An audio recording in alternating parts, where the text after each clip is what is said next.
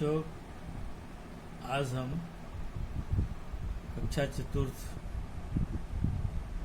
विषय हिंदी पाठ 7 शीर्षक है बाल सखा। क्या शीर्षक है? बाल सखा मतलब बचपन के मित्र। तो इसमें दिया गया है कृष्ण और सुदामा। कौन है? कृष्ण और सुदामा तो सहपाठी हैं, यानी दोनों साथ साथ ही पढ़ते हैं और संदीपन ऋषि के आश्रम में रहकर पढ़ते हैं। दोनों साथ साथ जंगल से लकड़ियाँ लाते हैं, फल लाते हैं, आश्रम की साफ सफाई करते हैं। दोनों का आपस में प्रेम देखकर गुरुजी भी प्रसन्न रहते हैं और दूसरे विद्यार्थी को भी इन दोनों के प्रेम के बारे में बताते हैं और सेवा भी एक गुरु की किया करते हैं। संदीपन ऋषि कहते हैं कृष्ण धनी है। क्या है? कृष्ण धनी है और सुदामा गरीब। फिर भी इन दोनों में कोई भेदभाव नहीं है, न तो गरीबी अमीरी का, न जाति पाति का। केवल वो आश्रम के शिष्य हैं, दोनों सहपाठी हैं और दोनों एक साथ ही इस आश्रम में अध्ययन करते हैं। उनमें किसी प्रकार का कोई भेदभाव नहीं। दोनों गुरु जी की आशीष से अपनी शिक्षा पूरी करते हैं और अपने अपने घर लौट जाते हैं। तो शिक्षा पूरी हो जाए तो आश्रम में तो रहते नहीं विद्यार्थी, वो अपने घर को चले जाते हैं। ठीक उसी तरह से शिक्षा पूरी होने के बाद वो दोनों अपने अपने घर को चले गए। कृष्ण देश की राजनीति को समझने लगे, दुष्ट राजाओं से युद्ध करने लगे और पांडव के सहायक बन गए, द्वारिका के राजा ही बने और राजगृह से लेकर द्वारिका तक उनका राज्य मिल गया। राजगृह जो बिहार में ही है, द्वारिका जो है उत्तर प्रदेश में है। तो वहाँ के वो राजा बन गए और उनका राजगीर तक फैला हुआ था। अब सुदामा अपनी पढ़ाई पूरी करके अपने गांव में ही रहते हैं और वहाँ के बच्चों को पढ़ाते और पूजा पाठ कराते हैं। गरीबी ने उन्हें जकड़ कर रखा है, बड़े दुख में उनके दिन बीतते हैं और कभी कभी तो भीख मांग कर भी उन्हें अपना पेट पालना पड़ता है। कहते हैं कि एक बार सुदामा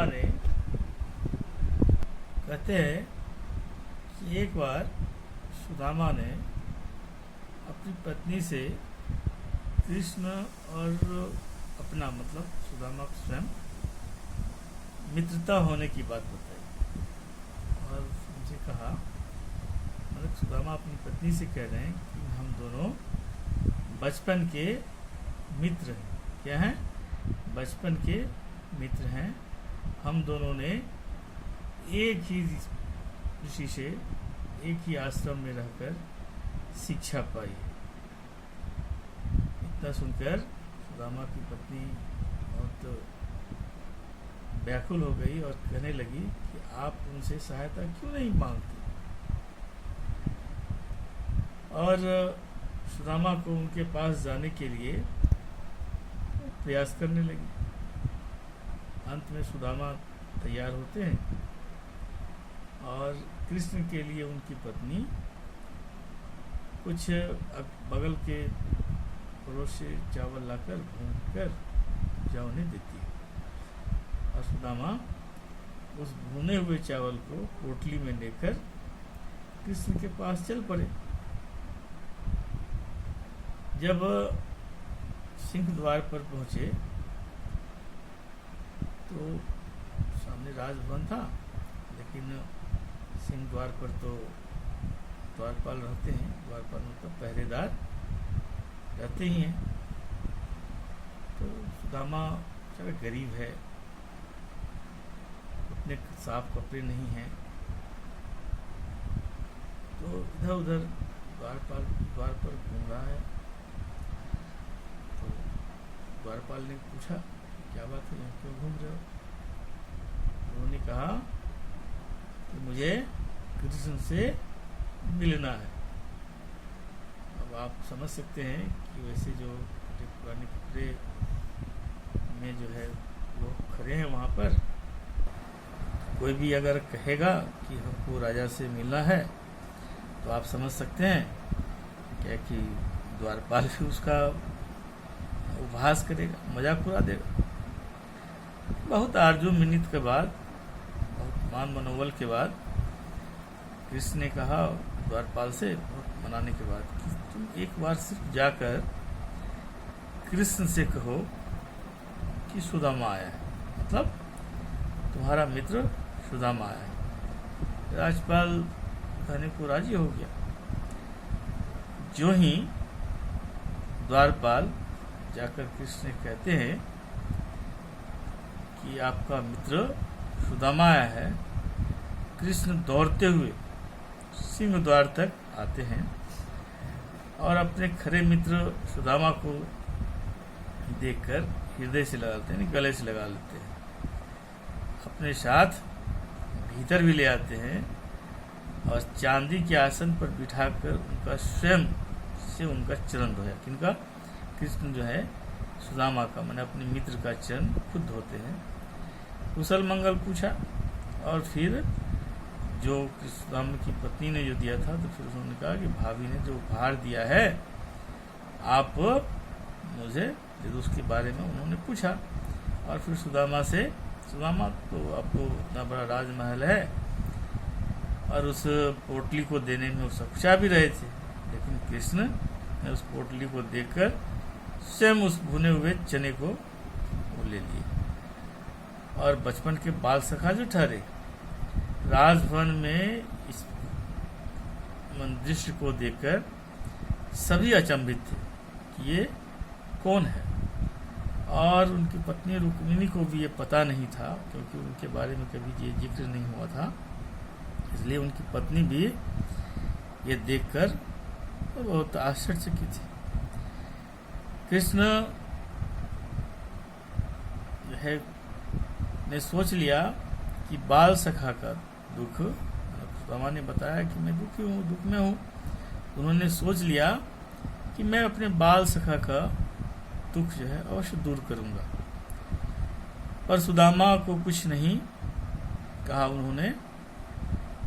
कुछ दिन रहने के पश्चात सुदामा ने कहा कि मित्र मैं चलता हूँ, तो कहा ठीक है।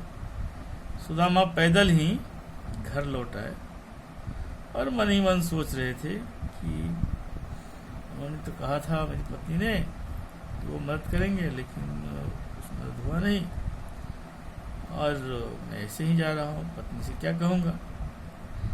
लेकिन कृष्ण के आदेश पर सुदामा के गांव में उनके कर्मचारी पहुंच चुके थे और जब तक सुदामा अपने घर को वापस लौटते एक नया घर बना चुके थे।